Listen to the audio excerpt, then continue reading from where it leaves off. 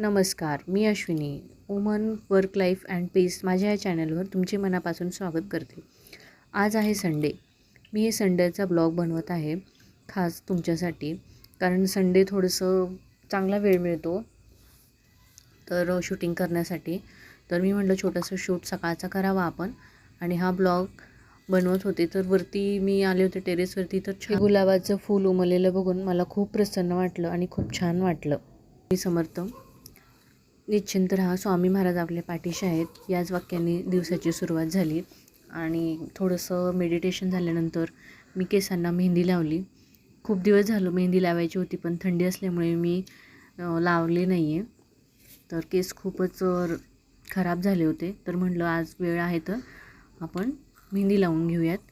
पटापट मी मेहंदी लावून घेतली आणि त्यानंतर फ्रेश होऊन सकाळी सगळ्यांना सुट्ट्या असल्यामुळं तर डब्याची काही तयारी नव्हती, म्हणून म्हटलं आपण आज जरा वेगळाच नाश्ता करूयात.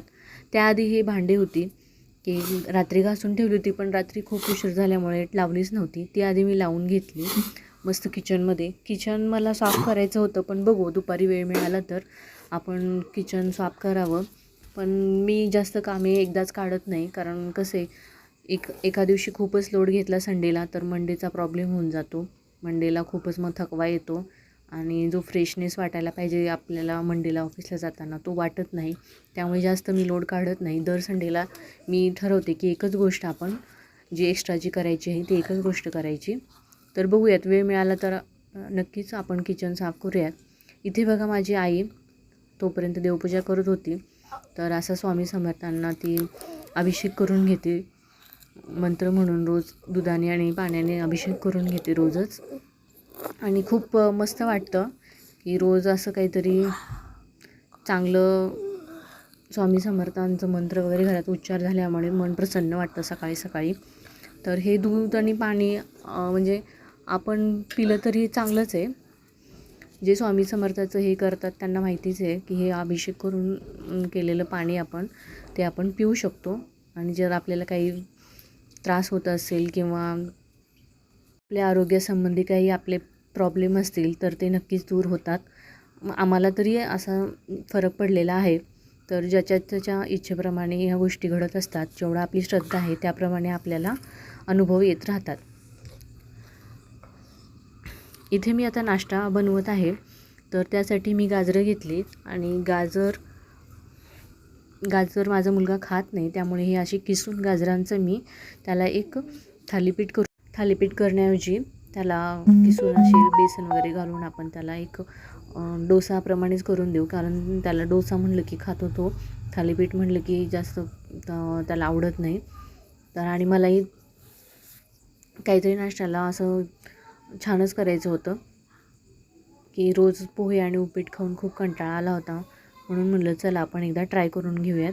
इथं मी गाजर किसून घेतले आणि त्यामध्ये नॉर्मल आपली बेसन, थोडंसं गव्हाचं पीठ आणि थोडं ओट्सचं पीठ घालून मसाले घालून बनवलेलं आहे.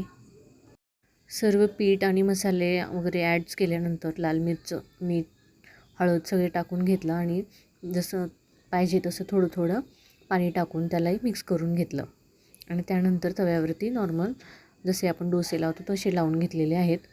तर हे थोडेसे जाडसर झालेले आहेत आणि पण चवीलाच खूपच मस्त लागले. आणि हेच आम्ही नाश्त्याला एन्जॉय केलं. त्यानंतर कपडे वगैरे धुवून घेतले आणि नाश्ता झालेली भांडी वगैरे घासून सगळं आवरून आम्ही 1-2 तास झोपलो होतो. म्हणजे टी व्ही बघत होतो. टी व्ही बघत असतानाच मला कधी झोप लागली कळलंच नाही. आणि त्यानंतर 4 वाजता उठल्यानंतर चहा पिऊन आम्ही बाहेरच गेलो. तर बाहेर ग्रोसरी वगैरे आणायची होती, थोडीशी भाजी आणायची होती. तर त्यामुळे काही शूट नाही केलं. इथे एक मी ब्लाऊज वर्क केलेलं दाखवत आहे. मी रोज थोडं जसा टाईम मिळेल तसा हे आरी वर्क करत आहे माझ्या ब्लाऊजवरती आणि आज त्याचं फिनिशिंग झालेलं आहे. तर ही डिझाईन तुम्हाला शेअर करावी तुमच्यासोबत म्हणून मी थोडासा व्हिडिओ काढलेला आहे. तर हे खूप पूर्ण झालं आहे माझं वर्क. तर खूपच छान दिसत होता, सुंदर दिसत होता. हा माझा वर्क केलेला पहिलाच ब्लाऊज आहे. मी काय शिकलेली नाही आहे, पण मला येत होतं आधीपासून थोडं थोडं, तर तेच मी इथे करून बघितलं आहे. माझा हा छंद आहे, तर कामातून वेळ मिळेल तसा मी हा छंद पूर्ण करते. कारण आपल्या आवडत्या गोष्टी केल्यामुळे आपल्याला खूप छान वाटतं, कारण कंटाळा येत नाही दुसऱ्या कुठल्या कामाचा.